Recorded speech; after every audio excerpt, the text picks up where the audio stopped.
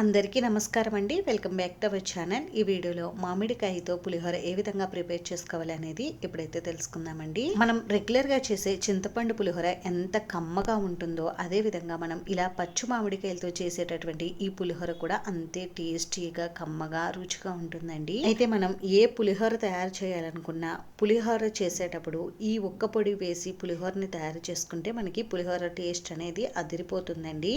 అయితే ఈ పొడి ఏ విధంగా తయారు చేసుకోవాలి అని అంటే ముందుగా స్టవ్ వెలిగించుకుని ప్యాన్ పెట్టుకుని ఇందులోకి ఒక హాఫ్ టీ స్పూన్ వరకు మిరియాలు, హాఫ్ టీ స్పూన్ వరకు జీలకర్ర, ఒక పావు టీ స్పూన్ వరకు మెంతులు వేసుకుని దోరగా వేయించుకోండి. వీటిని ఒక 2 నిమిషాలు వేయించుకుంటే సరిపోతుందండి. నేను ఇక్కడ పులిహోరని తక్కువ క్వాంటిటీలోనే చేస్తున్నానండి, అందుకని నేను హాఫ్ టీ స్పూన్ తీసుకున్నాను. మీరు ప్రిపేర్ చేసే పులిహోర క్వాంటిటీని బట్టి మీరు ఈ దినుసులను అయితే తీసుకోండి. నేనైతే ఒక గ్లాసు బియ్యం వరకు ఈ పులిహోరని తయారు చేసుకోవడానికి ఈ దినుసులను అయితే తీసుకున్నాను. ఈ దినుసులు ఇలా ఒక 2 నిమిషాల పాటు బాగా వేగిన తర్వాత స్టవ్ ఆఫ్ చేసేసుకుని ఇవి పూర్తిగా చల్లారిన తర్వాత పొడి చేసుకుని పెట్టుకోండి. మీరు పొడిని మిక్సర్ జార్లో కానీ లేదు అంటే రోట్లో దంచుకుని కానీ పొడి చేసుకుని పెట్టుకోండి. ఇప్పుడు పులిహోరని తయారు చేసుకోవడానికి ఒక వెడల్పుగా ఉండేటటువంటి ఇటువంటి పాత్ర అయితే తీసుకోండి. ఈ పాత్రలోకి ఒక 3 టేబుల్ స్పూన్ల వరకు ఆయిల్ వేసుకుని 2 టేబుల్ స్పూన్ల పల్లీలు, 1 టీ స్పూన్ శనగపప్పు, 1 టీ స్పూన్ మినపప్పు, 1 టీ స్పూన్ ఆవాలు వేసుకుని వీటిని ఒక 2 నిమిషాల పాటు వేయించుకోండి.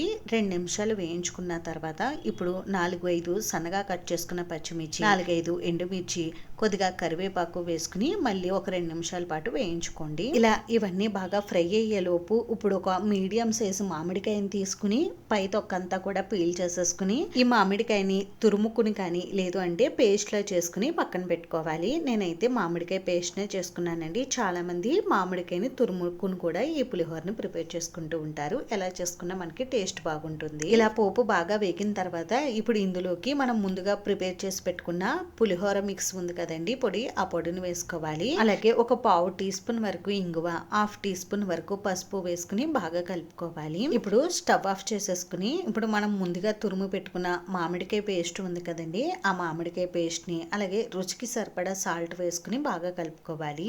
ఇప్పుడు ఇందులోకి సన్నగా కట్ చేసుకున్న కొత్తిమీరని కూడా వేసుకుని ఒకసారి బాగా కలుపుకోవాలండి. నేను ఇక్కడ స్టవ్ ఆఫ్ చేసేసానండి. ఆ వేడి మీదే నేను ఇక్కడ మామిడికాయ తురుము అలాగే కొత్తిమీరని కలుపుకుంటున్నాను.